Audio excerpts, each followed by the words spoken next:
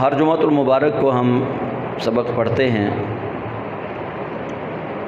ترجمہ اور مختصر تفسیر کا سورہ نساء کی 91 آیتیں ہم پڑھ چکے۔ آج آیت نمبر 92 سے ہم اپنے سبق کا آغاز کریں گے۔ رب ذوالجلال ہم سب کو قرآن کریم کی صحیح تفہیم عطا فرمائے اور قرآن کریم کو سمجھ کے اس پر عمل کی توفیق نصیب فرمائے۔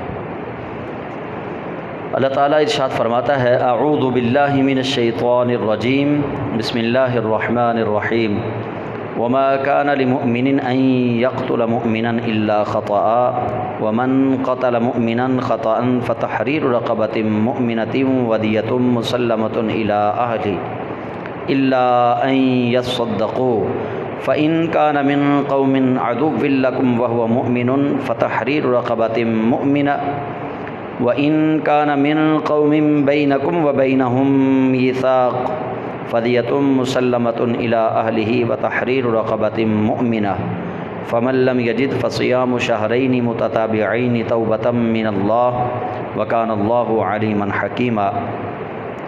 یہ آیت نمبر 92 میں نے تلاوت کی۔ یہاں سے اللہ تعالیٰ مومن کو دوسرے مومن کے قتل سے منع فرما رہا ہے کہ کوئی ایک مومن دوسرے مومن کو قتل کرے۔ اللہ فرماتا ہے یہ جائز نہیں ہے۔ یہ ایک تو مومن کی حرمت کے متعلق یہ قرآن کریم کی آیت ہے جو میں نے تلاوت کی، اور دوسرا اس کے اندر قتل کی قسمیں بھی لکھ دی گئیں کہ قتل خطا، قتل عمد، ایک خطا سے قتل کیا جانا، غلطی ہو جانا، ایک جان بوجھ کر قتل کرنا، ایک ہے کسی مسلمان کو خطا کے ساتھ قتل کرنا، ایک ہے کسی کافر کو خطا کے ساتھ قتل کرنا، ایک ہے کسی مسلمان کو جان بوجھ کر قتل کرنا، ایک ہے کسی دشمن کو جان بوجھ کر قتل کرنا۔ ساری تفصیل اللہ کریم نے اس کے اندر دے دی۔ یہ واقعہ پیش کیوں آیا؟ اللہ تعالیٰ نے یہ قتل کی اقسام یہاں پہ درج کیوں کی؟ قتل کے بارے میں مومنوں کو اللہ کریم جل جلالہ نے کیوں یہاں پہ گائیڈ کیا؟ ام المؤمنین سیدہ عائشہ صدیقہ رضی اللہ تعالیٰ عنہ بیان کرتی ہیں کہ جنگ احد کے دن مشرکین شکست کھا گئے۔ یہ آپ سب کو پتہ ہے کہ مشرک جب وہ شکست کھا گئے تو پھر اس کے بعد صحابہ کے ایک گروہ کو اجتہادی خطا وارد ہوئی۔ انہوں نے سوچا کہ جنگ ختم ہو گئی۔ ایک صحابہ کے گروہ کو نبی علیہ السلام نے ایک گھاٹی پہ، ایک ٹبے پہ، پہاڑ کے ایک ٹیلے پہ اللہ کے محبوب علیہ السلام نے کھڑا کیا تھا۔ فرمایا تم نے یہاں سے ہلنا نہیں۔ وہ اوپر تھے، جو صحابہ نیچے میدان میں جنگ لڑ رہے تھے۔ جب مشرکین بھاگے تو میدان جنگ والے صحابہ جو تھے انہوں نے ان کا مال جمع کرنا شروع کر دیا، جو مال وہ چھوڑ کر بھاگے۔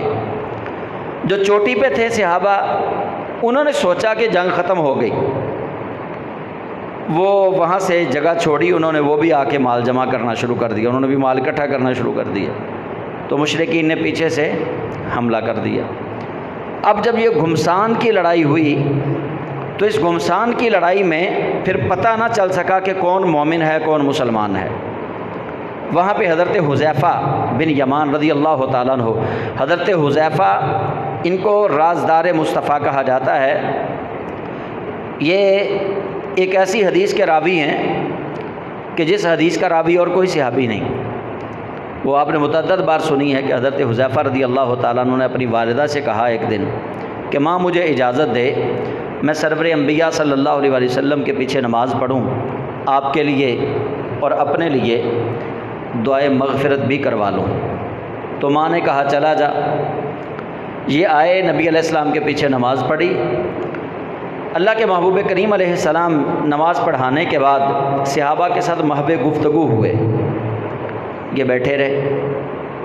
پھر اگلی نماز کا وقت ہو گیا، نبی علیہ السلام نے نماز پڑھائی۔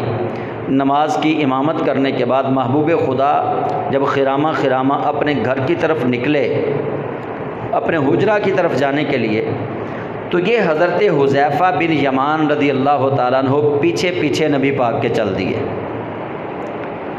نبی کریم علیہ السلام حجرہ ام المومنین سیدہ عائشہ صدیقہ میں داخل ہونے سے پہلے آپ نے پیچھے مڑ کے دیکھا، فرمایا انت حذیفہ غفر اللہ لک ولامک ما حاجتک، اللہ تیری اور تیری ماں کی مغفرت کرے، بتا تیری کیا حاجت ہے۔ تو حضرت حذیفہ بن یمان مسکرائے، عرض کی یا رسول اللہ جو حاجت لے کر آیا تھا وہ تو آپ نے پوری فرما دی، میں ماں کو کہہ کے آیا تھا کہ اپنی اور تیری مغفرت کی دعا رسول خدا سے کرواؤں گا، تو نبی علیہ السلام نے دعا بھی دے دی۔ پھر اللہ کے محبوب کریم علیہ السلام مسکرائے، اتنا مسکرائے کہ حضرت حذیفہ کہتے ہیں نبی علیہ السلام کی مبارک داڑھیں نظر آنا شروع ہو گئی۔ میں نے عرض کی بندہ نواز آج آپ بڑے خوش ہیں، تو نبی علیہ السلام نے فرمایا کہ ابھی ایک ایسا فرشتہ اللہ کا زمین پہ آیا ہے جو مجھ سے پہلے کسی نبی کے پاس نہیں گیا، اس فرشتے نے آ کر مجھے کہا ہے کہ اللہ کہتا ہے کہ الفاطمہ تو سیدۃ النساء فی الجنہ، فاطمہ جنتی عورتوں کی سردار ہے، الحسن والحسین سیدہ شباب اہل الجنہ، حسن اور حسین جنتی جوانوں کے سردار ہیں۔ یہ حضرت حذیفہ بن یمان خود بھی مسلمان تھے، ان کے والد گرامی وہ بھی مسلمان تھے۔ اب جب گھمسان کی لڑائی جنگ احد کے میدان میں ہوئی، احد کے میدان میں جب لڑ رہے تھے سارے، اب پہچان نہ رہی، صحابہ نے ان کے والد حضرت یمان کو ہی نیچے رکھ لیا، یہ شور مچاتے رہے، او اللہ کے بندو یہ میرے والد ہیں، او اللہ کے بندو یہ میرے والد ہیں، ان کو نہ مارو۔ لیکن حضرت حذیفہ کہتے ہیں کہ میرے پہنچنے تک انہوں نے میرے والد کو شہید کر دیا، مسلمانوں کے ہاتھوں ہی مسلمان شہید ہو گئے حضرت یمان۔ تب نبی کریم صلی اللہ علیہ وآلہ وسلم آپ نے پھر دیت کا اعلان کیا۔ ایک تو یہ اس آیت کے شان نزول کا واقعہ میں نے آپ کو سنا دیا، دوسرا قول یہ ہے کہ بنو عامر کا ایک شخص مسلمان ہوا، ایک صحابی تھے، ان کا نام تھا حضرت عیاش بن ابی ربیعہ۔ یہ جب مسلمان ہوئے نا حضرت عیاش، تو ان کو بنو عامر کے اس شخص نے بڑا مارا، بڑا ظلم کیا ان پہ۔ اچھا پھر ہوا کیا، کچھ وقت گزرا، وہ جس شخص نے حضرت عیاش کو مارا تھا وہ شخص خود مسلمان ہو گیا۔ وہ مسلمان ہوا، ایک دن مدینہ طیبہ آیا، حضرت عیاش نے اس کو دیکھا تو زخم تازہ ہو گئے کہ یہ وہ ہے جس نے مجھ پہ بڑا ظلم کیا تھا، اس نے مجھے بڑا مارا تھا۔ تو حضرت عیاش بن ابی ربیعہ رضی اللہ تعالیٰ عنہ انہوں نے اس کو پکڑ کے قتل کر دیا۔ وہ کہتا رہا کہ لا الہ الا اللہ، لا الہ الا اللہ، میں مسلمان ہوں، لیکن انہوں نے اس کو قتل کر دیا۔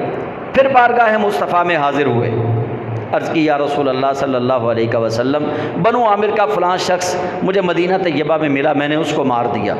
آقا اس نے مجھ پہ بڑا ظلم کیا تھا جب میں مسلمان ہوا تھا، آج وہ مجھے ملا تو میں نے اس کو مار دیا، لیکن وہ لا الہ الا اللہ کہتا رہا۔ نبی کریم علیہ السلام نے فرمایا وہ تو مسلمان تھا، کیا تو نے اس کا دل چیر کے دیکھا تھا؟ تو نے کیوں یقین نہ کیا؟ اسی طرح حضرت ابو درداء رضی اللہ تعالیٰ عنہ وہ فرماتے ہیں کہ ہم کسی لشکر کے ساتھ جا رہے تھے تو میں قضائے حاجت کے لیے درختوں کے ایک جھنڈ کی طرف گیا۔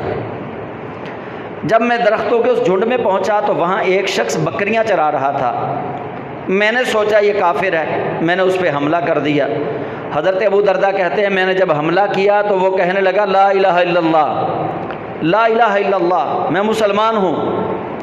حضرت ابو درداء کہتے ہیں کہ میں نے سوچا کہ اب یہ تلوار کے ڈر سے کلمہ پڑھ رہا ہے تو میں نے اس کو قتل کر دیا۔ فرماتے میں واپس آیا، دل میں بڑی پریشانی تھی، واپس آ کے میں نے نبی پاک صلی اللہ علیہ وآلہ وسلم کی بارگاہ میں عرض کی یا رسول اللہ میں نے ایک شخص کو یوں قتل کیا ہے۔ تو نبی علیہ السلام نے فرمایا تو نے اس کے کلمہ پڑھنے کا اعتبار کیوں نہ کیا؟ یا رسول اللہ اس نے ڈر کی وجہ سے کلمہ پڑھا۔ تو نبی علیہ السلام نے فرمایا کیا تو نے اس کا دل چیر کے دیکھا تھا؟ یا رسول اللہ نہیں۔ پھر پریشان ہو گئے، عرض کی یا نبی اللہ اب میرا کیا بنے گا؟ تو نبی پاک علیہ السلام نے فرمایا اب لا الہ الا اللہ کا کیا بنے گا؟ حضرت ابو دردہ کہتے ہیں میں بار بار یہی کہتا رہا یا رسول اللہ اب میرا کیا بنے گا؟ تو رسول خدا کہتے رہے لا الہ الا اللہ کا کیا بنے گا؟ تو اس وقت یہ آیت طیبہ نازل ہوئی۔ اللہ کریم نے فرمایا وما کان لمؤمن، نہیں ہے کسی مومن کے لیے یہ جائز، ان یقتل مؤمنا، کہ وہ کسی مومن کو قتل کرے، یہ مومن کے لیے جائز نہیں، الا خطأ، مگر یہ کہ اس سے خطا کے طور پہ قتل ہو جائے تو الگ بات ہے۔ مومن جان بوجھ کر مومن کو قتل نہ کرے، اور نبی کریم صلی اللہ علیہ وسلم کا فرمان بھی اس پہ موجود ہے۔ حضور سید عالم علیہ السلام نے فرمایا کہ ایک مسلمان کی دوسرے مسلمان پر 3 چیزیں حرام ہیں۔ فرمایا اس کی عزت، اس کا مال و دولت، اور اس کی جان یعنی اس کا خون۔ ایک مسلمان کی 3 چیزیں دوسرے مسلمان پر حرام ہیں۔ مسلمان کی عزت برباد نہ کرے، مسلمان کا مال نہ لوٹے، مسلمان کو جان سے نہ مارے۔ 3 چیزیں حرام کر دی گئی۔ اب جب ہم اس آیت کو دیکھتے ہیں وما کان لمؤمن ان یقتل مؤمنا الا خطأ، کہ مومن کو قتل نہ کرے مگر یہ کہ اس سے خطا کے طور پہ یہ قتل ہو جائے، یہ الگ بات ہے۔ اور اس ضمن میں جو رسول خدا صلی اللہ علیہ وسلم کا فرمان ہے کہ مومن کو ذلیل نہیں کرتا، مومن کا مال غصب نہیں کرتا، مومن کی جان کو ضائع نہیں کرتا، یہ اس آیت کی تفصیل محبوب خدا سرور انبیاء نے بیان فرما دی۔ اچھا، تو اللہ نے فرمایا کہ مومن کو قتل نہ کرے، جائز نہیں، مگر یہ کہ خطا کے طور پہ ہو جائے۔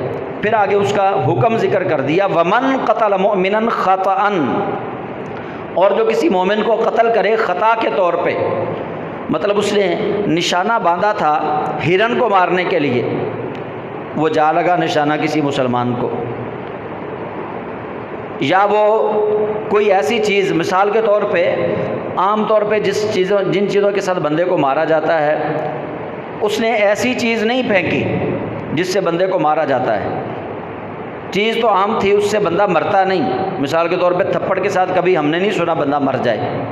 اس طرح کی کوئی چیز جس کے ساتھ بندے کو عمومی طور پہ قتل نہیں کیا جاتا، وہ ایسی چیز اس نے ماری لیکن اس چیز کے لگنے سے بندہ مر گیا، اس کا ارادہ اس کو مارنے کا نہیں تھا، یہ بھی قتل خطا ہے۔ تو اللہ کریم جل جلالہ فرماتا ہے ومن قتل مؤمنا خطأ، اور جو کوئی مومن کو خطا کے طور پہ قتل کر دے، فتحریر، لکھ دیا گیا ہے، واجب کر دیا گیا ہے، رقبۃ مؤمنۃ، ایک مسلمان کی گردن کو آزاد کرنا۔ یعنی اس دور میں غلام یا لونڈی ہوتے تھے، غلام یا لونڈی کو لوگوں نے قید کیا ہوتا تھا، تو اللہ نے اس دور کے مطابق وہ اس وقت سزا رکھی۔ فرمایا اس کا یہ تاوان یہ ہے فتحریر رقبۃ مؤمنہ، جو غلطی سے قتل کر دے، ایک تو وہ غلام یا لونڈی آزاد کرے، 2 ودیۃ مسلمۃ، اور دوسرا دیت دے، لازمی طور پر دیت بھی رکھی گئی۔ اگر کوئی مومن کو غلطی سے قتل کرے، ایک غلام بھی آزاد کرے گا اور دیت بھی دے گا۔ دیت کتنی ہے؟ 100 اونٹ، 100 اونٹ ہے دیت، اور دیت جو ہے وہ 3 سالوں میں ادا کی جائے گی۔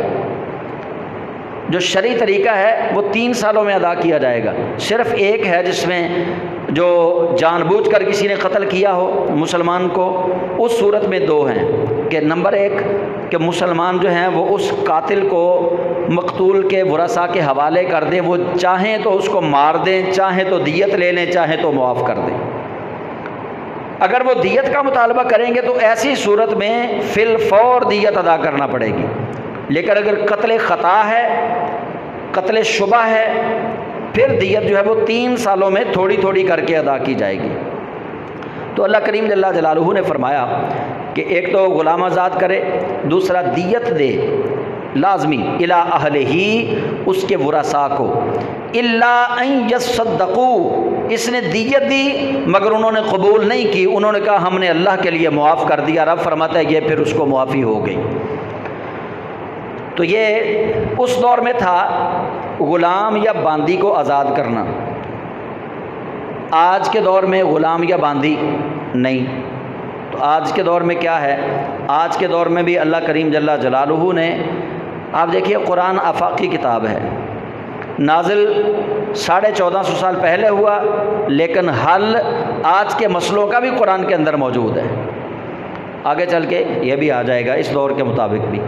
اچھا، اللہ کریم فرماتا ہے فَإِن كَانَ مِن قَوْمٍ عَدُوٍّ لَكُمْ، اگر مقتول دشمن قوم کا تھا، وَهُوَ مُؤْمِنٌ، اور تھا وہ مومن، دشمن قبیلے کا تھا لیکن تھا مومن، جیسے ہماری ایک برادری کی دوسری برادری کے ساتھ جنگ چھڑ جائے، یا ایک قبیلے کی دوسرے قبیلے کے ساتھ جنگ چھڑ جائے، دونوں مسلمان ہوں، تو اللہ کریم فرماتا ہے فَإِن كَانَ مِن قَوْمٍ عَدُوٍّ لَكُمْ وَهُوَ مُؤْمِنٌ، اگر مرنے والا، قتل ہونے والا دشمن قوم سے تھا، تمہاری دشمن قوم کا تھا، فَتَحْرِيرُ رَقَبَةٍ مُؤْمِنَةٍ، تو اس کے لیے یہ ہے کہ ایک غلام آزاد کیا جائے گا، ایک غلام یا ایک لونڈی، بس یہ آزاد کیا جائے گا، یہ تاوان ہے۔ پھر وَإِن كَانَ مِن قَوْمٍ بَيْنَكُمْ وَبَيْنَهُمْ مِيثَاقٌ، اگر وہ ایسی قوم سے تھا مرنے والا، قتل ہونے والا، کہ اس قوم کے اور تمہارے درمیان معاہدہ تھا، میثاق تھا، تو پھر کیا دیت ہے، پھر کیا تم پہ جرمانہ ہے؟ فرمایا فَدِيَةٌ مُسَلَّمَةٌ إِلَىٰ أَهْلِهِ وَتَحْرِيرُ رَقَبَةٍ مُؤْمِنَةٍ، پھر دیت بھی دینی پڑے گی اور ایک غلام بھی آزاد کرنا پڑے گا۔ اگر دشمن قوم سے تھا مرنے والا اور تھا مومن، پھر کیا ہے؟ صرف ایک غلام آزاد کرنا پڑے گا، کیونکہ وہ بھی ان کو مارنے کے در پہ تھے، ان کا داؤ لگتا تو وہ مار دیتے، اب ان کا ایک فریق کا داؤ لگا، انہوں نے مار دیا، ایسی صورت میں ایک غلام آزاد کرنا ہے۔ اور اگر ہو معاہدے والی قوم، کہ مرید والے کے لوگوں کا سمندری والے لوگوں سے معاہدہ ہو گیا کہ ہم سمندری کے کسی شخص کو قتل نہیں کریں گے، سمندری والے مرید والا کے کسی شخص کو قتل نہیں کریں گے، یہ دو قوموں کے درمیان، دو شہروں کے درمیان معاہدہ تھا، اگر کسی نے معاہدہ توڑا اور قتل کر دیا، سمندری والوں نے مرید والے کا بندہ قتل کر دیا، یا مرید والے کے لوگوں نے سمندری والوں کا بندہ قتل کر دیا، تو اس کی کیا ہے جرمانہ، تاوان کیا ہے؟ فرمایا فدیتن، دیت ہے، مسلمۃ لازمی، الی اہلہ، جو اس کے اہل کو، اس کے ورثاء کو ادا کی جائے گی، وتحریر رقبۃ مؤمنہ، اور ایک گردن بھی آزاد کی جائے گی، ڈبل تاوان ہے۔ فمن لم یجد، اور جو لونڈی یا غلام نہ پائے، یہ قرآن نے اب ہمارا مسئلہ حل کر دیا، فمن لم یجد، جو لونڈی یا غلام نہ پائے، فصیام، پس روزے ہیں، شہرین متتابعین، لگاتار 2 مہینوں کے وہ روزے رکھے۔ جس کو لونڈی یا غلام نہ ملے وہ لگاتار 2 مہینوں کے روزے رکھے لونڈی یا غلام کی جگہ پہ، اور دیت جو ہے وہ الگ سے ادا کرے۔ توبۃ من اللہ، یہ اس شخص کی اللہ کی طرف توبہ ہے۔ وکان اللہ علیما حکیما، اور اللہ سب سے زیادہ علم و حکمت والا ہے۔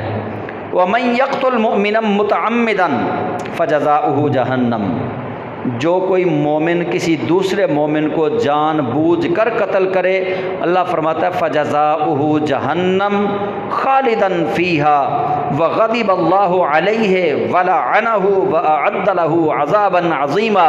مومن کو قتل کرنے والے پہ اللہ اتنا ناراض ہوتا ہے، اتنا ناراض ہوتا ہے، رب فرماتا ہے جو کسی مومن کو قتل کرے جان بوجھ کر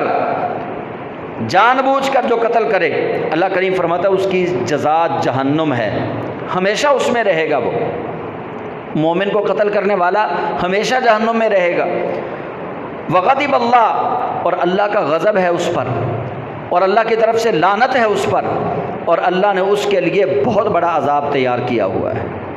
مطلب اللہ نے جو جان بوجھ کر کسی مومن کو، کسی مسلمان کو قصداً قتل کرنا ہے، اس پہ یہ سزا رکھی۔ فرمایا ومن یقتل مؤمنا متعمدا، جو کوئی کسی مومن کو جان بوجھ کر قتل کرے، فجزاؤہ جہنم خالدا فیہا، پہلی سزا یہ ہے کہ وہ جہنمی ہے، ہمیشہ اس میں رہے گا۔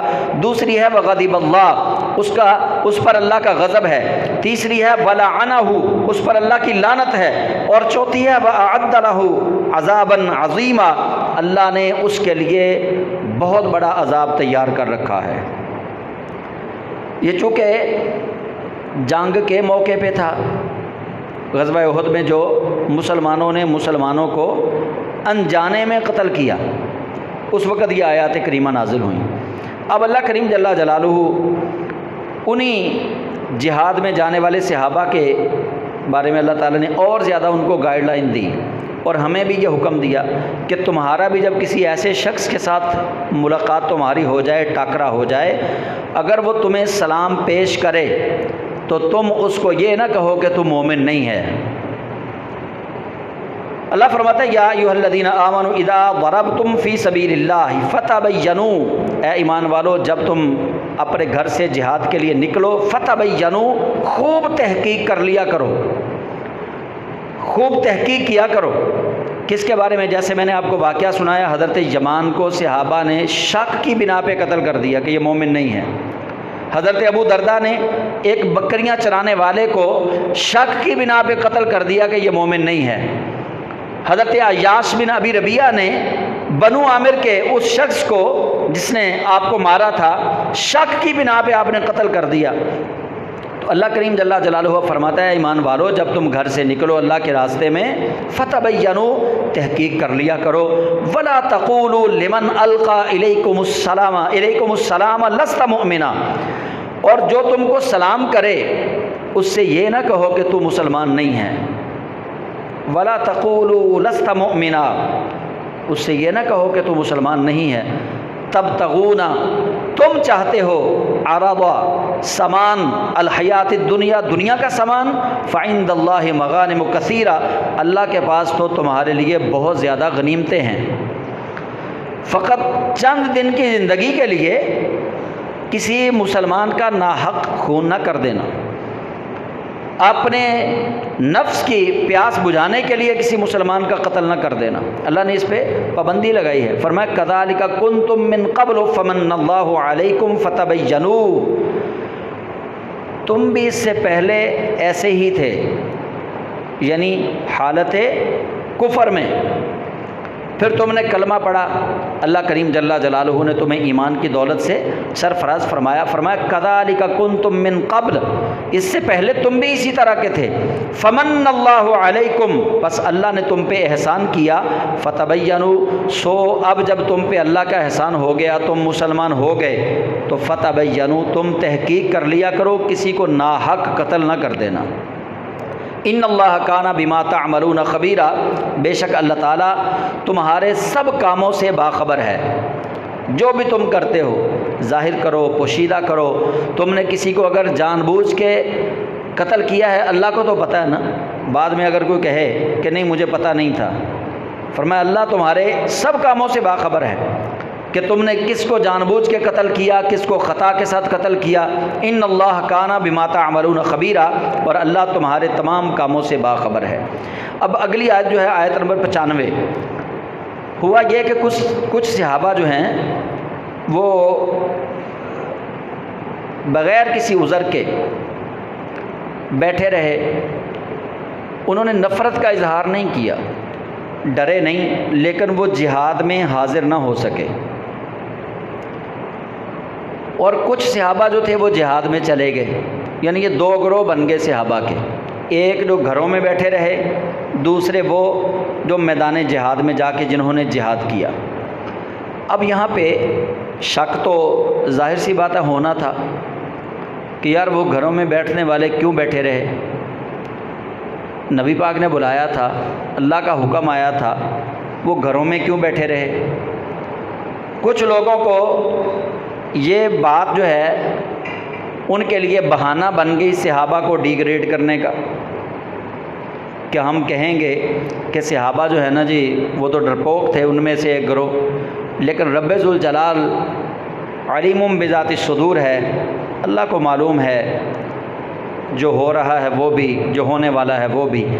اب دیکھیے رب ذوالجلال نے کس طرح جو گھر میں بیٹھے رہے ان کی بات کی، جو میدان جہاد میں رہے ان کی بات کی۔ اللہ فرماتا ہے لا یستوی القاعدون من المؤمنین غیر اولی الضرر، نہیں ہے برابر وہ مومن جو بغیر کسی عذر کے گھر میں بیٹھے رہے، والمجاہدون اور مجاہد، یعنی گھروں میں بیٹھے ہوئے اور جہاد کے میدان میں گئے ہوئے، یہ دونوں برابر نہیں ہیں، دونوں کا رتبہ برابر نہیں۔ والمجاہدون فی سبیل اللہ باموالہم وانفسہم، مجاہد وہ تھے جو اللہ کے راستے میں نکلے اپنے مالوں کے ساتھ اور اپنی جانوں کے ساتھ۔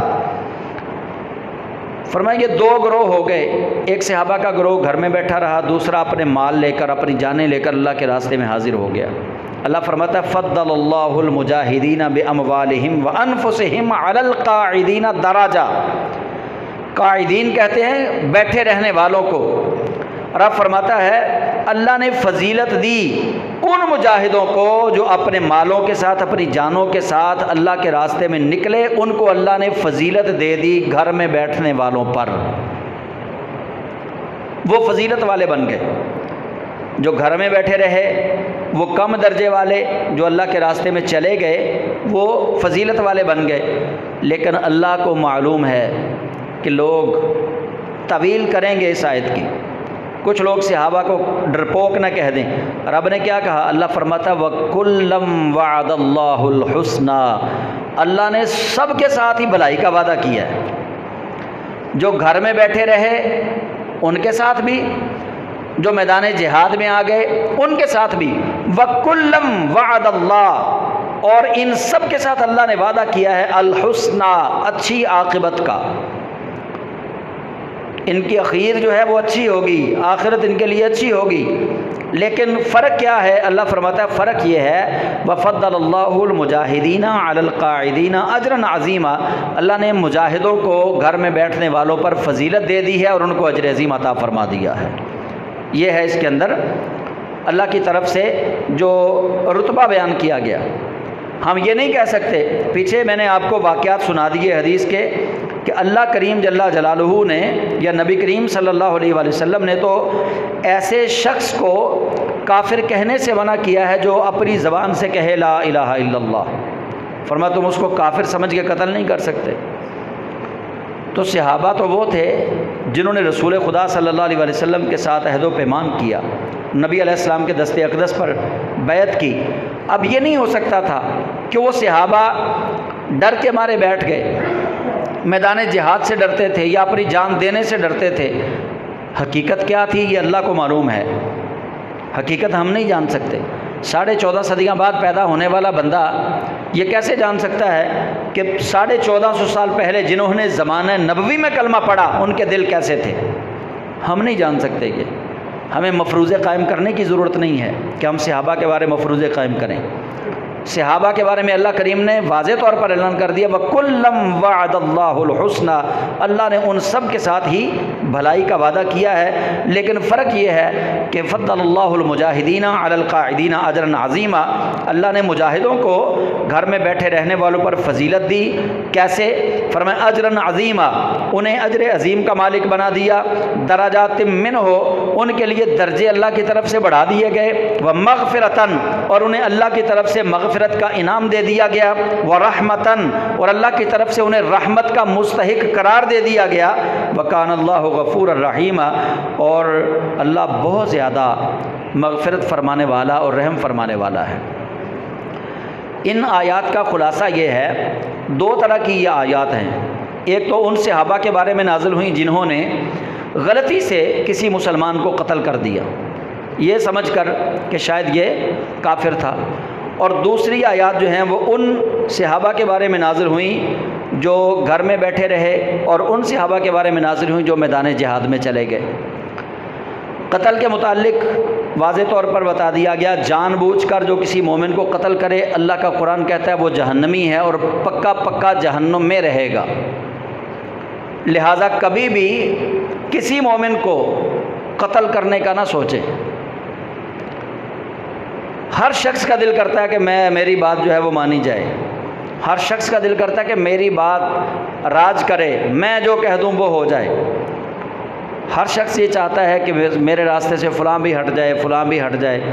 لیکن یہاں تک تو اجازت ہے کہ آپ نے اگر سوچا ہے تو گناہ کوئی نہیں، لیکن اگر آپ کسی مسلمان کو جادو کے ذریعے قتل کروانا چاہتے ہیں کسی مسلمان کو اگر آپ اس کی معاشی تنگی دے کر اس کو مارنا چاہتے ہیں، غربت اور فاقے سے اس کو مارنا چاہتے ہیں، تو اللہ کریم جل جلالہ نے ان سب چیزوں کو قتل کہا ہے۔